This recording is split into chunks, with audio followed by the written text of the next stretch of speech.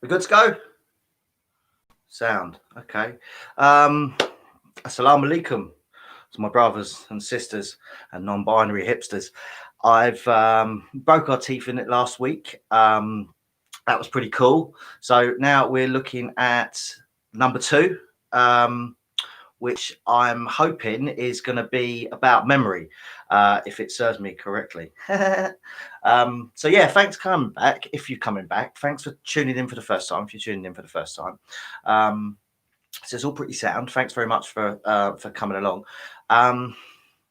Memory, yeah, okay. It's a weird one, isn't it? We build up our lives based on a lot of ideas about what it is, of where we come from and where we're going. So memory for me is something that is really important. I've seen it go wrong, actually. I think I'm pretty sure that that there's an Alzheimer's that's hereditary in my family. So that's something I've got to look forward to. When I was a care worker years ago, there was a chap who incredibly bright. I think he was this top of my head, but he was like CEO of Barclays or something, a regional or whatever. I'm not sure, but it was up there. It was really high, and poor dude was suffering with dementia, and he'd get lost. So we'd have to go and find him, bring him back to his house, and make him comfortable, make something to eat. I remember sitting there with him one day, and he broke down. He'd had this lucid moment where he'd sort of he got where he was at with life and with things, and he realised that his memory was slipping, and that he wasn't fully in control anymore. He pointed to a number in his diary in a phone book, and it had Ayrton Senna on it. Now, the interesting thing there was that he couldn't remember whether it was actually Ayrton Senna or whether he just, his number, which it could well have been. It could well have been his actual phone number that was jotted down. I never saw it, so it was hard to really sort of ascertain. This was just a conversation that he was having with me. I didn't really want to delve any deeper.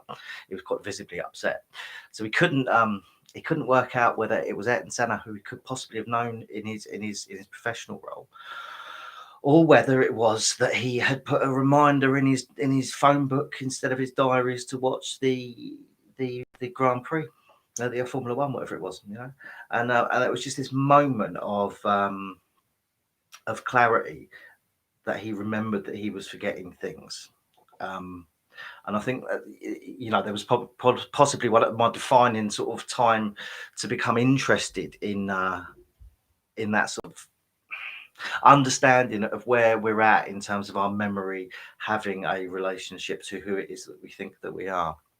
So yeah, absolutely fascinating. It really was fascinating, heartbreaking in that moment to find that. So I've been interested in this shit for a while, as I am quite a lot of things that I end up jabbering on about.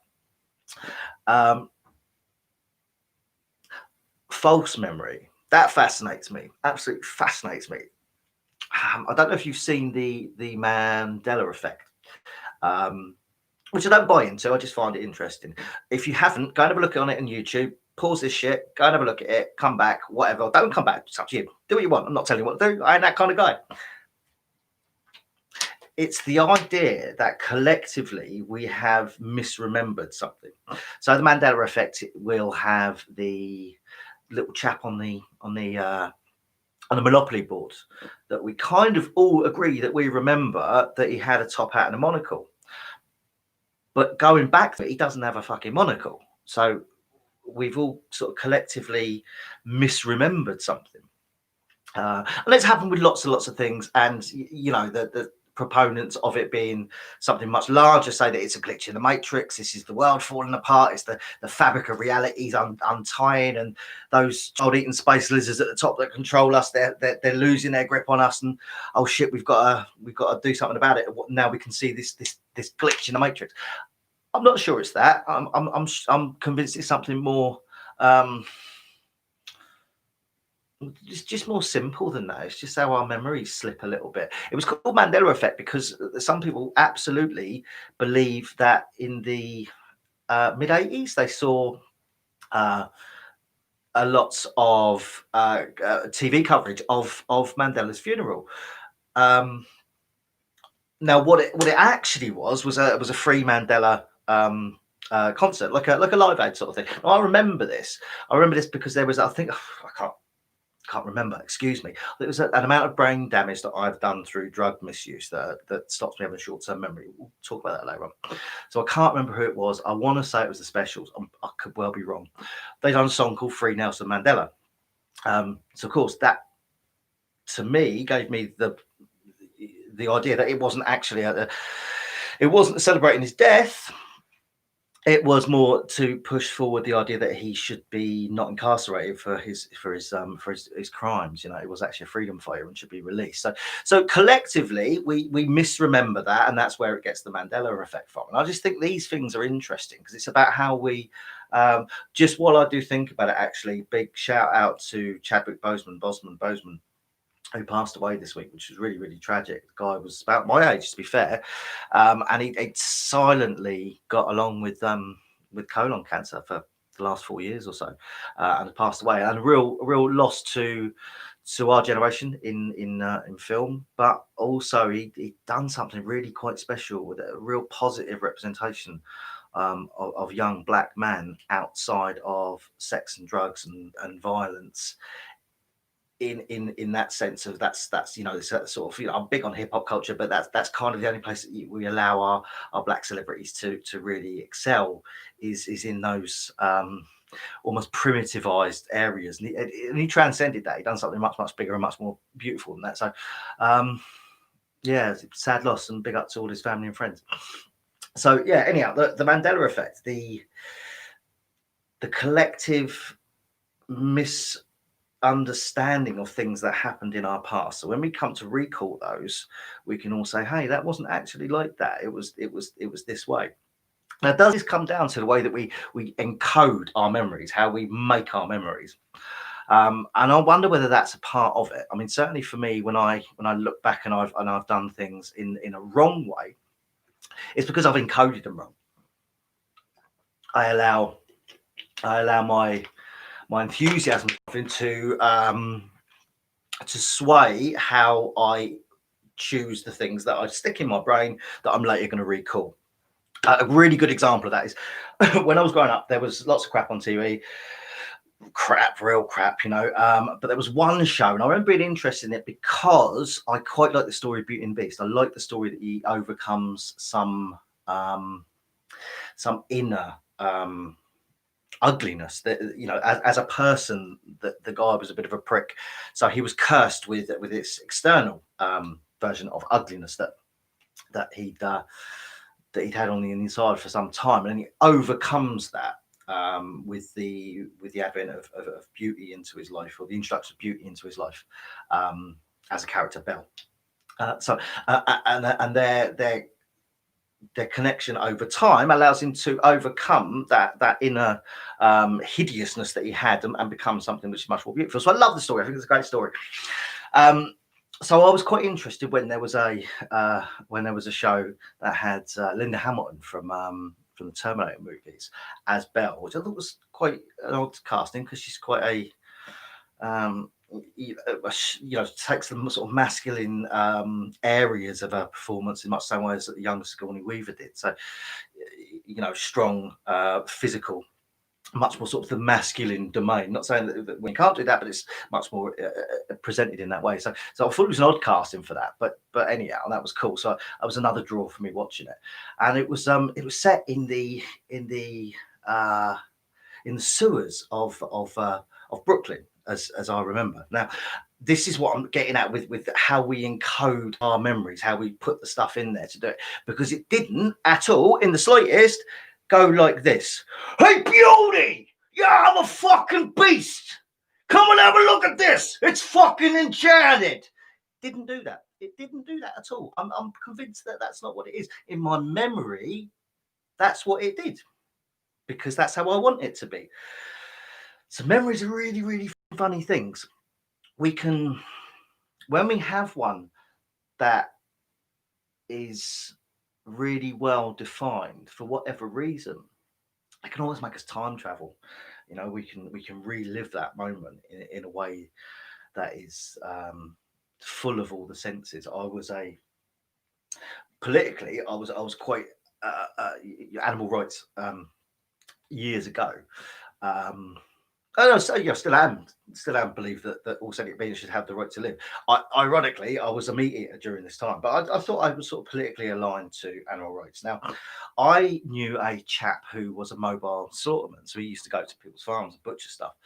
And the reason for saying this is when I recall those times when I was on the farm with him with the intention of making a documentary. I never did because I'm fucking useless at that sort of thing. So I've got loads of footage and just got by and fucking forgot about it all. But when I was on the farm with him, having those moments, what I can recall is the smell of death, essentially, the smell of that fresh blood on a cold day, mixed with I think it's cordite is the chemical that's in an active bullet. When you fire it, I think that's a chemical that's released. It's got a very certain smell to it, um, which now reminds me of crack, which is another story altogether. But those things, I think, because they were really significant. It's the first time I'd seen the commercialization of death in such a way. The first time I'd seen it sort of played out in a way that was very cold, very clinical, very matter of fact and functional. That it etched something in my brain, and that was the smell. That was the smell more than anything. I think it was a traumatic experience in some ways, but I think the one thing that really threw me was the smell. Now, so that's an abstract idea that I've got, that I remember the smell. But when I recall, I get those notes. I get that smell happening to me now. So I relive that memory, a version of that memory. So we do that, and it gives us the ability to sort of time travel, if you like. We can conjure up from a load of data points in our head textures and smells and flavors and sensations. And in that way, the brain is a really, really wonderful thing that it can do that. But it also fucks up and it also goes wrong. So like I said, with the chap that I was working with dementia, Alzheimer's, his very, very intelligent, deep thinking, critical mind was unraveling, and it was heartbreaking. It was heartbreaking because it made up so much of his personality that was then disintegrated in front of all of our eyes, which is staggering and upsetting. And I think when it happens to go wrong, when it happens to be something which is confusing for us, and it's something that we have big issue with working out who we are, it's just plainly heartbreaking. I'm jabbing a little bit, so my apologies for that. Like I say, this stuff is subjective, and it's direct, and it's unfiltered, and it's unscripted. I don't fucking prepare for this. It's just me jabbering into a microphone, essentially. So you're gonna have to excuse me if it wanders off onto tangents. You're gonna have to excuse me if I go, oh, can't remember what I was talking about, because that's just how it fucking is, right? That's the mode of Gonzo journalism. We're taking certain subjects. This is as close to journalism as ever going to be. All right, I'm not somebody that's particularly well disciplined. So back to memory, back to what it is that we encode, back to what it is that makes us us in that sense. I think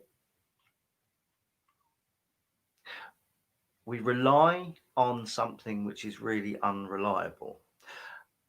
So police eyewitness statements are something that they need to corroborate with a load of other eyewitness statements, because they'll take bits and pieces from each, map them over one another, and work out from there what the story could possibly have been. What was the fact that happened in history? Because one eyewitness testimony won't necessarily sum that up in a way that is reliable. because of our perception. Our perception of an event determines what sort of data points are put in there. So, like I said earlier on, the smell was something which really sort of rung true for me, um, because that was something that was outside of my frame of reference. It was something that really struck me as something new and ununderstandable. Therefore, that was the thing that sort of stuck with me. Um, should really have stuck with me that I was making fluffy snuff movies not very well, you know. But what stuck with me was that. So our perception of something is something which is unreliable. But we tell ourselves that it's not. We tell ourselves that what I see is what I believe. But as I say, police, when they're putting this together, they need to overlap all those to find out what the actual fact was. You know, when we go into something, we go into it with all our own baggage. We go into it with a lifetime of experiences that determine how we perceive something. You know, so if we've had a really bad experience of I don't know, broken relationships with ginger people, then you know, when the fight breaks out in the bar and I'm having to record it to the coppers, it will be the ginger guy that I thought was looked a bit suspect, you know, because I'm going at it with all my baggage, and that's determining how I'm perceiving something, filtering it all out and recording that shit on the inside. So they're completely fucking unreliable, and yet we always believe that seeing is believing. We always tell ourselves that we're completely confident that the way we experience things is the way we experience things. That it's that, rather than the way we experience things is about how we interpret that shit. There's a really good example an experiment that took place. I thought Wiseman, his book was in something like that. I'll put it in the comments if anyone's really interested. Professor something Wiseman, TV psychologist.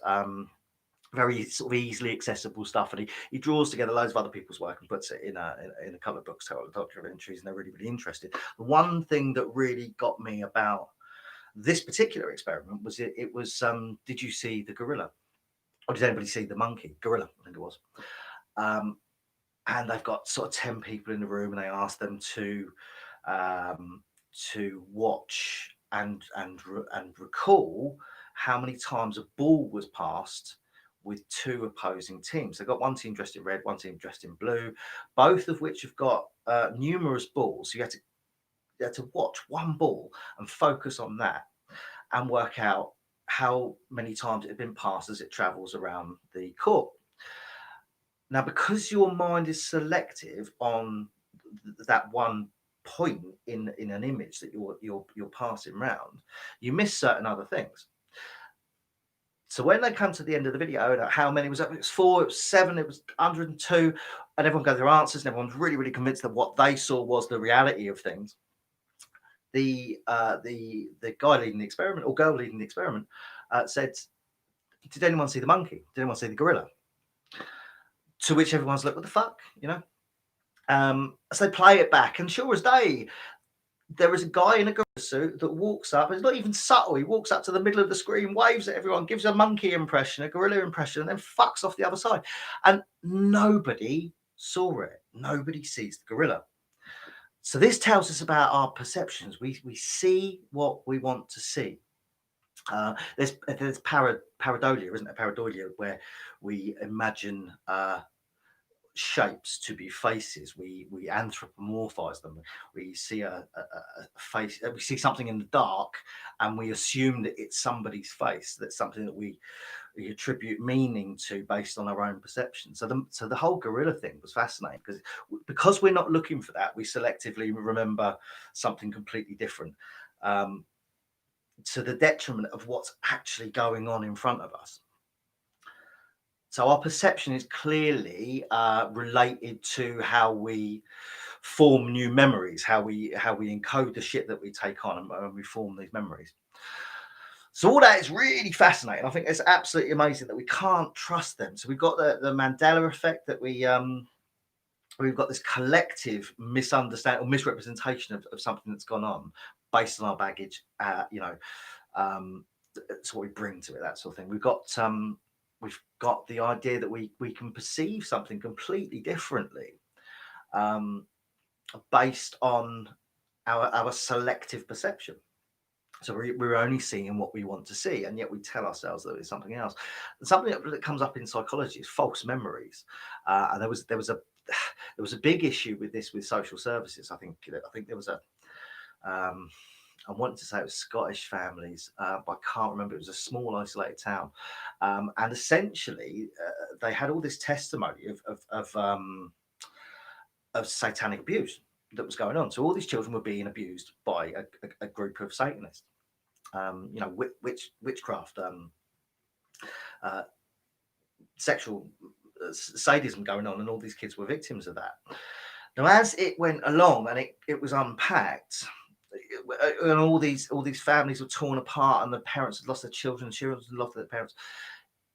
It was about how the questions were being asked, and a couple of really overzealous social workers who do a wonderful job, but I don't fucking trust them. But they do a wonderful job. It's really hard, and fair play. I couldn't do it. The implications of something that goes wrong are huge, and it's not one that I think I could do easily.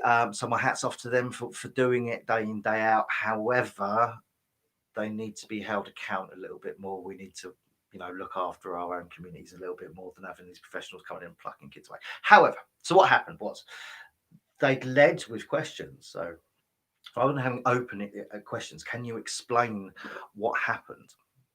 They would say, tell me where he touched you. So they directed these.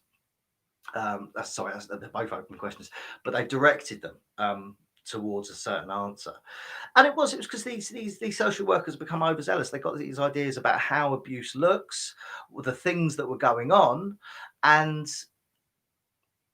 they put these things in children's minds. And these children gave all these answers, feeding into the questions that they were being asked, and went away with those as being memories, as being false memories. So that was huge, and I kind of remember. I think I remember the backlash from that when I was young, but I didn't really have a great deal to understand as it was live. Of course, you got the thing with Making a Murderer on Netflix, the big documentary that sort of blew everyone's mind about that, because you could see how with the coercion that the coppers were putting onto the younger guy, Brendan Dassey, the way that they were molding his responses to what happened, or what he was meant to be admitting to happening, that they were planting with suggestion false memories. They were planting with suggestion what they wanted him to say. So he comes away from it not knowing the experience he'd actually had, because he was then convinced that the things that he was being told, or the things that he looked like he was freely coming out with, they just simply weren't true. But they appear to be memories afterwards. There's a story of a director that he stood up and he said, I've been directing for years. There was a thing that I had with my mate Steve, for argument's sake. Steve and I made this movie when I was 10, and it was wonderful. It was great. I've been kind of at it ever since. But that wasn't true. He believed it was true, but it wasn't true. What had happened was Steve had made a film with another friend, and it was great, and everyone thought it was wonderful and things like that. But it was sort of gimmicky, and they moved on from that. But then this director guy started hanging around with Steve all of the time, and the other guy wasn't so much on the scene, even though he had made that film with them. So it was put to him. Do you remember that time? It was just a simple mistake as well. Do you remember that time when we made that movie? No, I can't. Yeah, he could, because we done this. Everyone liked it, and you kind of fuzzy remembering, but the other person's really convinced. You go, oh yeah, okay, yeah, no, I remember that. Yeah, it was cool, wasn't it? And I've fucking done that all the time. When people say, all right, Dad, how are you? I've really got to work out. Did I fight you? Did I fuck you? Did I sell you drugs? Did I try and sleep with your mother? How do I know you? Why are you saying this to me? So this has happened. It's quite a common thing to happen as you replay these things, not knowing fully what's happening. But somebody else is really, really convinced of it. That then tells you who you think you are. So this guy with this false memory of the film that he never made when he was 10 has then got him thinking, well, actually, I did enjoy that, and I can do something like that, and I have got some flair. So he goes on and he makes movies, and he stands up and has an award for making good movies. Based on all his decisions in his life, which made him develop into a certain type of person, this artistic person that specialised in one particular art, were all based on a false memory that gave him the incentive and the encouragement to carry on doing what he hadn't actually done in the first place.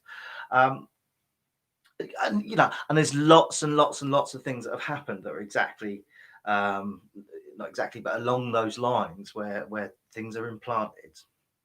And that makes it sound like it's this really terrible thing that happens where they, this inception type thing where some shadowy team puts something in your head. And it's not that. It's just that we pick up certain bits and pieces and we don't realize that the multitude of ways that we are sensing the world that we're in and taking all those little data points in. So we take those in.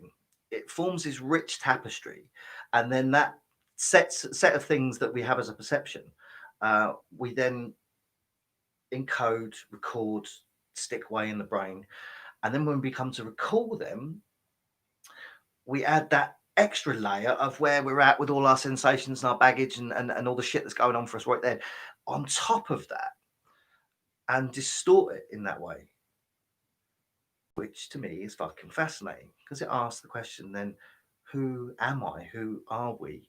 If we can't necessarily trust the things that we think that we've seen, we can't necessarily trust the things that we think are real to us.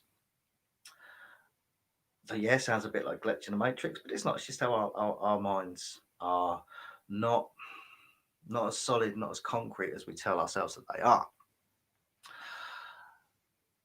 Making memories. I really fucking hate that expression. When I was a kid and we did things, we were doing things. We weren't doing things with the explicit goal of recording something to look back on at a later date. It was just cool if we did. So we'd pull a photograph out of something that happened. It was, oh yeah, that fucking happened. It was wonderful, wasn't it? We didn't set out to create a photograph to look back on at some point. So we've done this weird thing where we're living for a future moment of the past.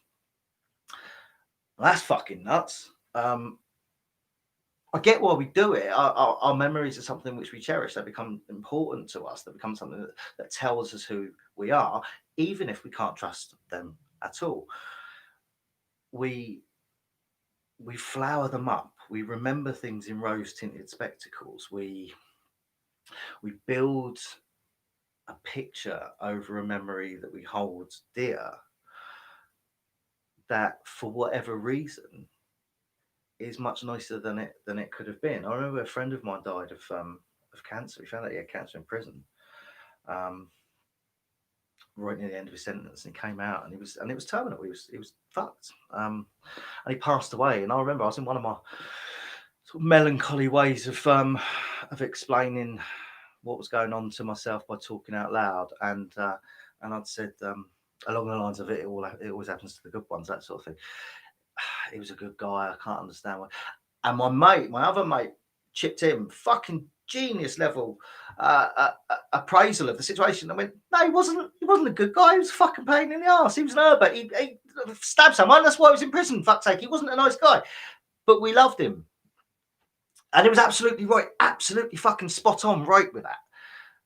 So I'd done this melancholy, weird thing where I was, my emotions determined how I positioned my friend as someone that he wasn't, because it was nicer to remember him in just those ways.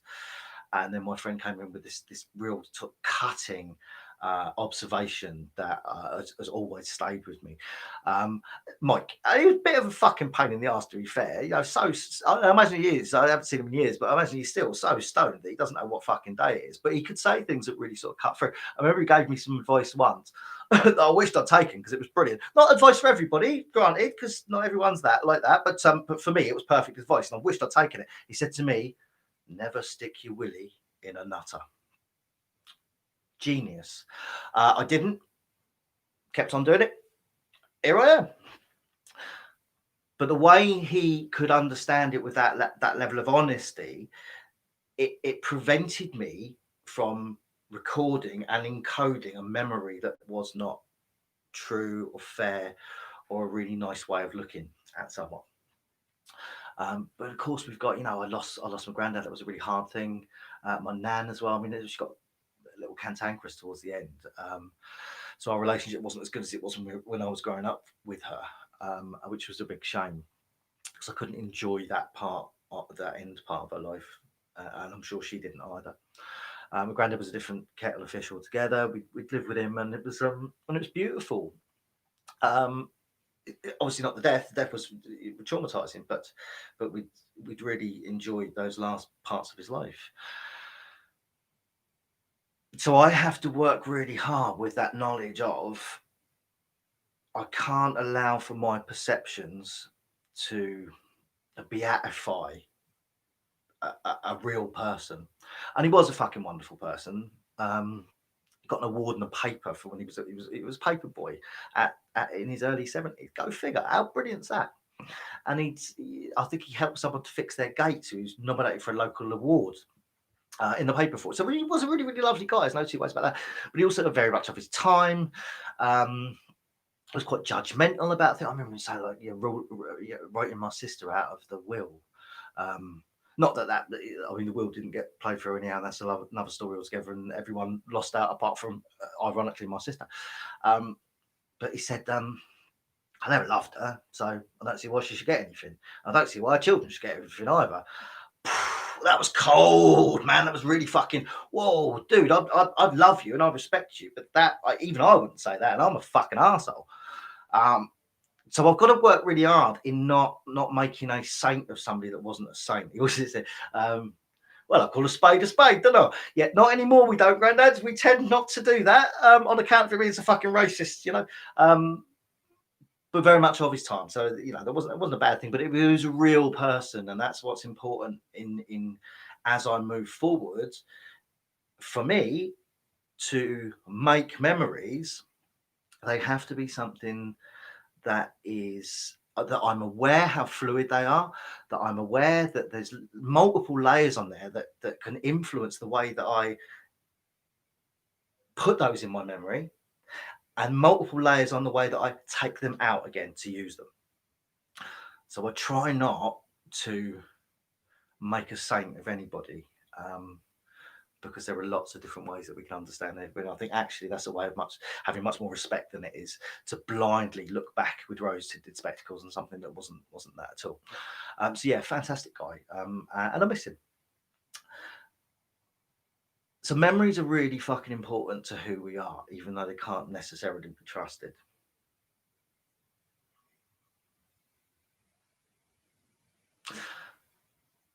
But we can't help having them. They help us to learn. Well, they're the base of learning. If we done something and there was no feedback from what we'd done that was ingrained in us, we'd do it again and again and again and again, and we'd still be sticking our fingers in plug sockets because there would just be no memory of the time that it fucking hurt. Of course, all this has been done with lots of behavioural psychology with animals, where they, that I think, who's the guy? Was it Bowlby? I can't remember. But he trained pigeons to tap away at a switch, and they would get some food, and it would immediately sort of they get that gratification.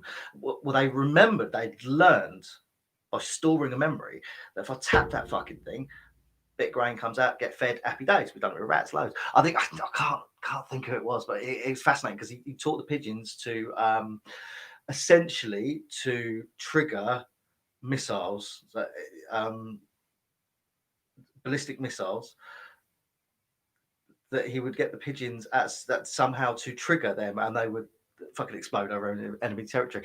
It didn't go ahead because they'd found a way to control them from the ground. An equal experimental outcome had happened at the same time. So that's why we don't have pigeons driving our missiles anymore. And again, I'll try and remember that is. Put it in the comments if anyone's interested, because it's fascinating to go and have a look at that. That's some wonderful sort of research. So we can't learn without putting memories in place. So we have an evolutionary collective memory that allows us to remember that we don't breathe underwater. You know, um, to know intuitively that if I'm a gazelle, that fucking thing over there with the sharp teeth ain't my friend. You know, no one's told every generation of gazelle that that's the case, but there's something innate in the way that all living beings remember something. So they're coded in a way that's completely different. That shit's carried on through our DNA. That gives us something functional in our memory.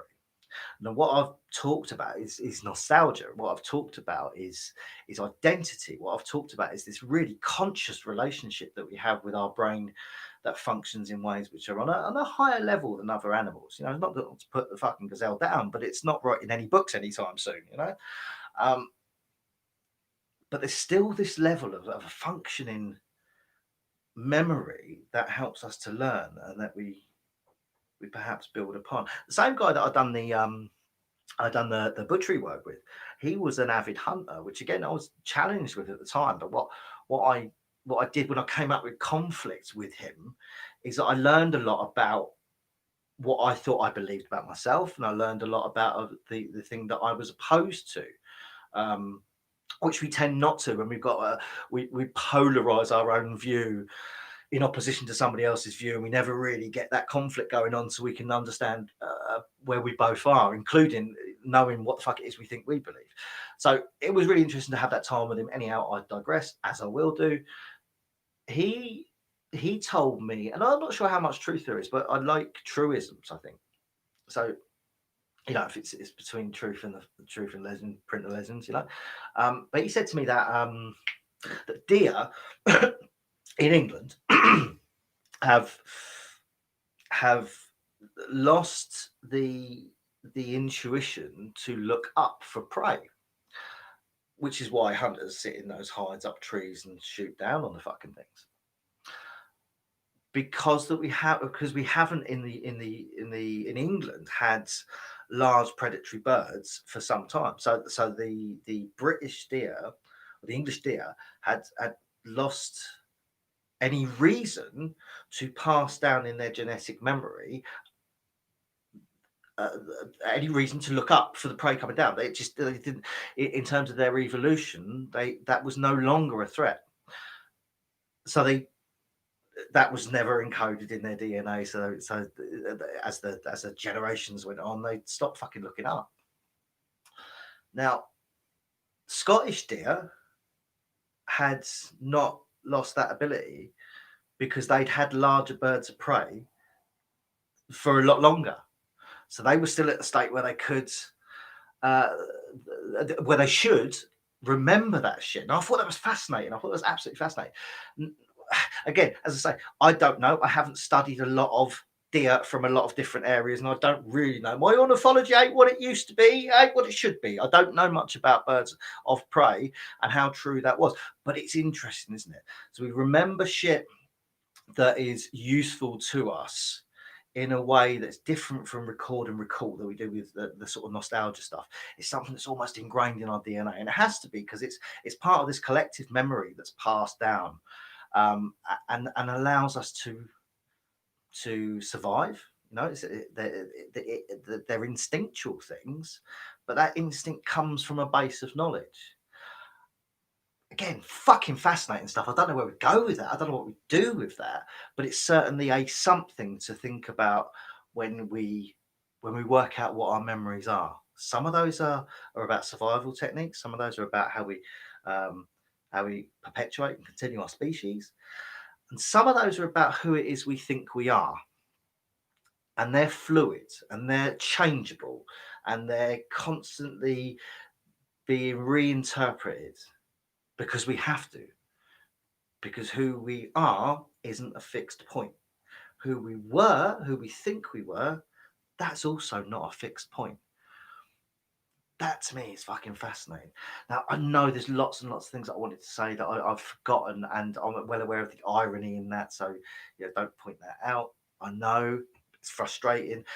One of the things I believe that with the amount of drug use that I did in previous years in my previous life, that I affected my memory in some way. Now, I don't think it's about short term recall, so I'm remembering the things that I said, although I do go off on tangents. That's more to do with my mental illness, it's more to do with the bipolar side of me where I go at 100 miles an hour and don't really take much attention to pay much attention to what's going on. So I don't think it's about short term recall. I don't think it's also about long term recall. I can, if I wish, remember things from years ago. I've reminisced about a load of things tonight. So I can, if I want, access memories of a long time ago. Even the ones that I've suppressed, a suppression of memories, there's another thing. Different, the opposite of false memories, if you like. So suppression of memories is when we almost unconsciously say that shit was so bad, I refuse to encode it. I refuse to record that shit. I dissociate myself with the experience in the environment I'm going through now to a level where I will not be remembering this shit because of the trauma. That's fucking fascinating. And something that's really, really difficult to unpack with somebody as well. How do you know you went through a traumatic time if you don't have any recollection of it?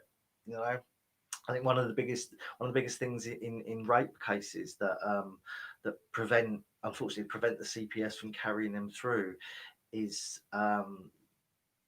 the reliability of testimony about, well, I was pissed, so I don't really know at what point I said no, or whether I made it clear or not, and that's fucking heartbreaking because of course, if you're the rapist, it's very rare that you go, yeah, it was me, I did it. Yeah, no, she didn't want it, and I've done it anyhow. Very fucking rare that you'll get one of those.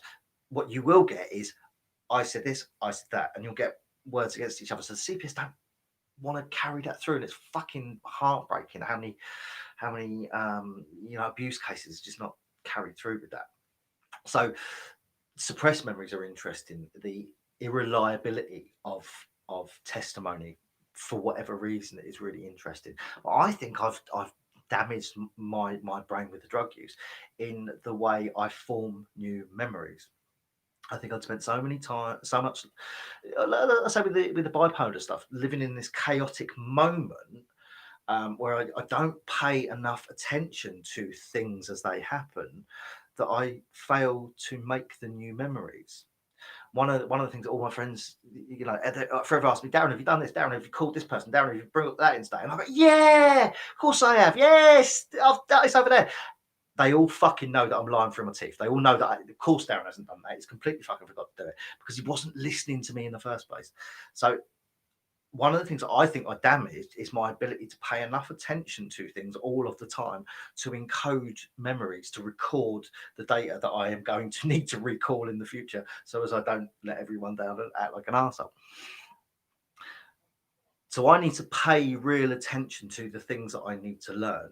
It's about focus, and I think that's probably true for a lot of people.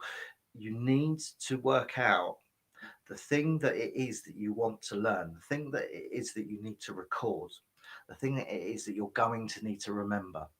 They used to do it by rote, they say, so repetition. So you go through your alphabet again and again and again and again, and it fucking sticks in there. That's okay. It's just about the recall. This is where the damage is. I'm not really interested in the recall stuff. I'm not really interested in stepping back in time. I'm not really interested in thinking much about the future, just interested in how the fuck I feel now. And I think years and years spent like that have affected the way that I make memories. And I think that's probably true for a lot of people, which makes it really interesting when we believe everything that we think, because possibly we haven't put it in there in the right way. Possibly we're not the people that we think they are. Now, I love living in the moment. The work of Eckhart Tolle, I think, is wonderful. I think it's very much a Buddhist thing. I think your mindfulness has been used in a lot of in a lot of psychotherapy now, or in lieu of psychotherapy nowadays, is about living in the moment, living in that present bit, um, which is fine if you are at the point where there is a significance to what's going on at the moment, because then you're sure that you will record that shit, you will learn from it, and you can recall it in a way that is not influenced by all your own baggage. Um, I can't think of anything else that I really wanted to bring up in this podcast to talk about. So memory is fascinating. It defines who we are, even though it's not necessarily something that we can trust. That's weird. Um, it's something that we look back with fondness. We we romanticize things, deliberately romanticize things, and pop them in our brain, and then when we recall those, they play like a movie. And like I say, we can trip on that shit, and it can, the smells and flavors and textures and sensations, they make us travel back in time to when we done them. But equally, we're doing that in our perception now. We're doing that with a mind that's active now, but we're thinking that we're picturing a time where that actually happened, and it hasn't necessarily. So I think with anything, it's just about how do we go forward with a critical framework on how our minds actually work. How do we go through with a critical analysis of what it is that we're fucking doing at any given point? I don't know. I ain't got the answers to that. Just thought I'd find it interesting to share that with you. So I'll call it a day there. Thanks for coming, and thanks for joining us, or not joining us, as the case may be. If I'm talking to myself, that's fine too. So memory this week. Last week really got me thinking. I had some interesting feedback from a couple of people about narcissism. I think actually, in terms of an impact that it has on society, with a narcissist being akin to psychopath in the way that they treat people and cause very toxic relationships. I had some really interesting feedback about that, which made me think a lot more about vanity than it did about narcissism. And I'm vain as fuck, I wouldn't be doing this. It wouldn't be. Here's a picture of me. Do you know what I mean? Here's the sound of my voice. Wouldn't do that if I wasn't vain. I think we all do to a degree. So it made me think a lot more about vanity than it did about narcissism, I think, from some of the feedback there. And it's an interesting one, isn't it? That we use social media to record ourselves, to make memories that we can then come back to, as though there's something really sort of solid about that. And I think that's interesting, in that we're the only species that seems to think that we're that fucking important that we need to do that. There isn't a great deal of dogs taking selfies, because they're busy chasing a tail, shagging things and eating. Which maybe we should be. I'm not, the jury's out on that one. I don't know what humans should be doing. We are much more complex, so there is certainly reason to make life complex to fill our brains up, because otherwise they go fucking more mental. But it does say something about our sense of